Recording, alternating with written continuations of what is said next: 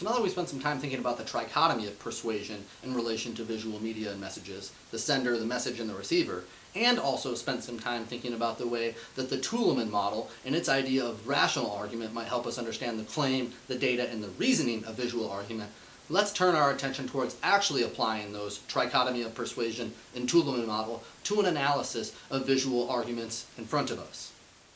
So first, let's look at some examples we see here. I chose these examples because I think the claims are relatively explicit and I hope you're able to infer them relatively easily. I'll leave you just a moment to pause and examine those examples there. But next I want to ask you, and perhaps with a higher level of sophistication, what type of reasoning is used in each of these examples?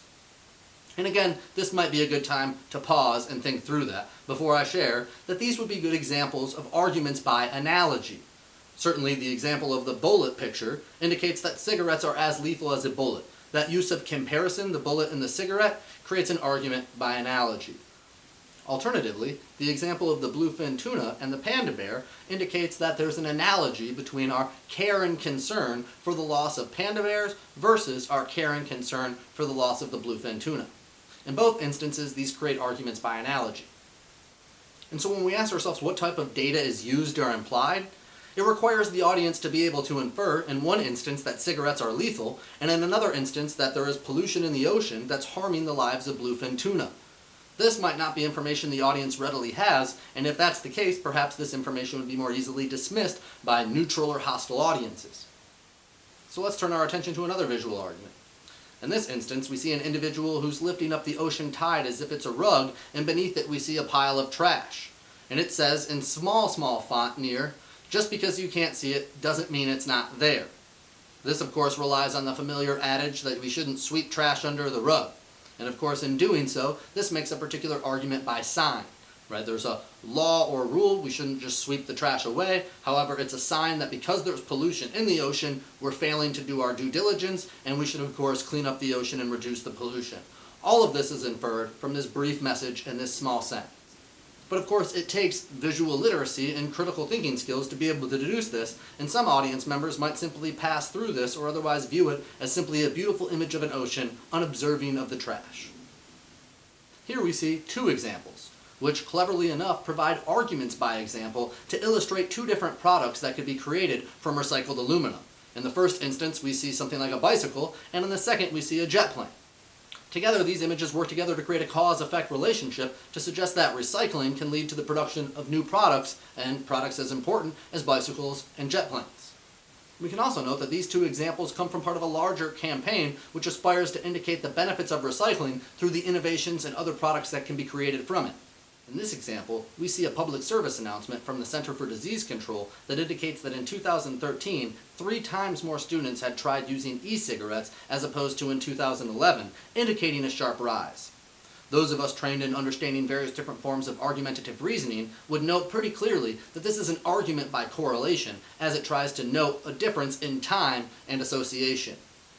As we're examining the visual design of this material, we might note the way the left hand contains cigarettes in the traditional form and the right hand contains e-cigarettes in the more modern form.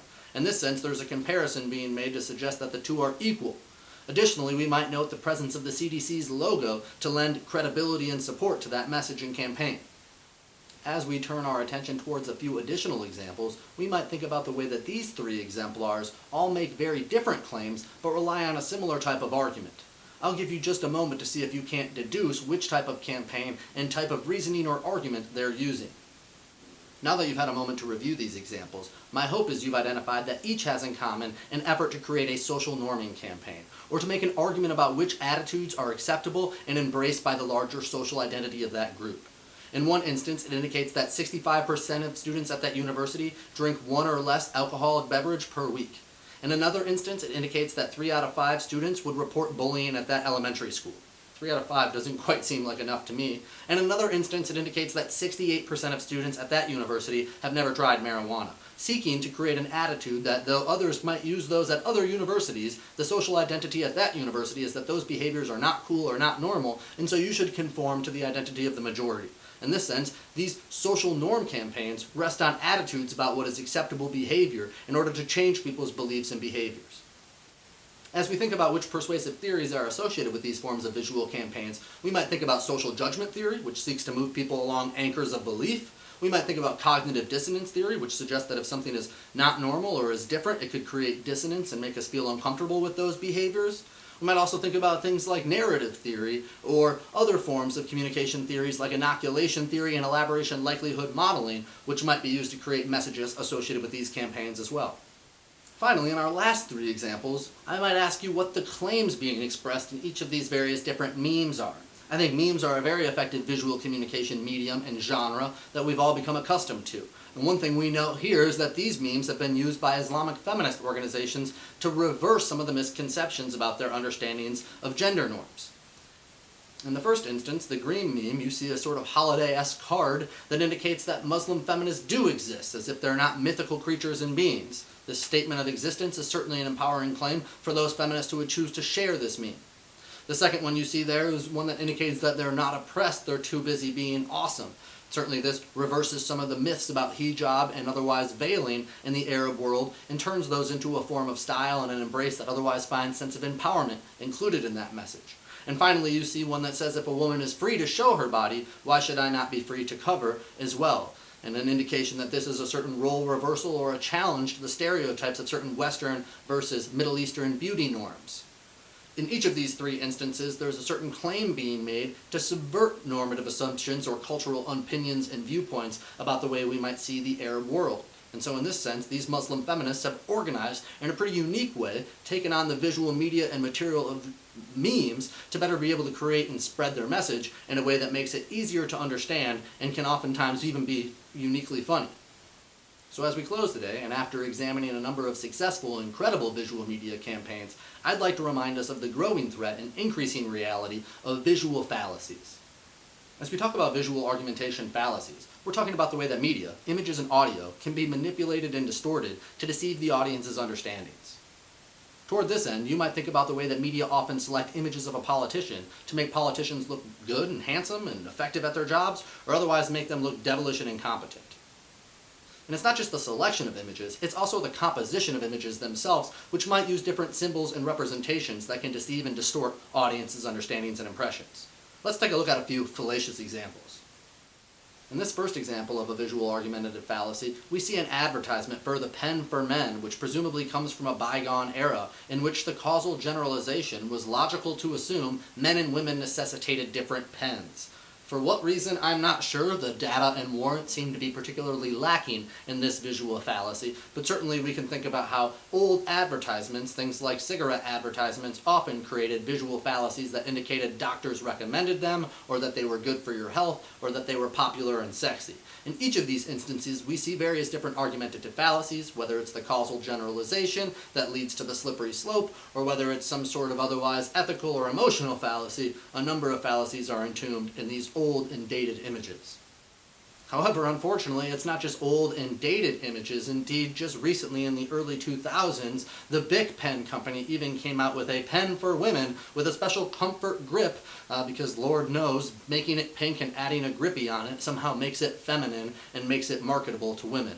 If you're not familiar with the pink tax is the idea that women's products, things like deodorant, tend to be priced up on the shelves in comparison to men's deodorant or men's products. I think we might be seeing an example here where Bic was trying to get in on the pink tax by somehow creating a distinctive pen for women.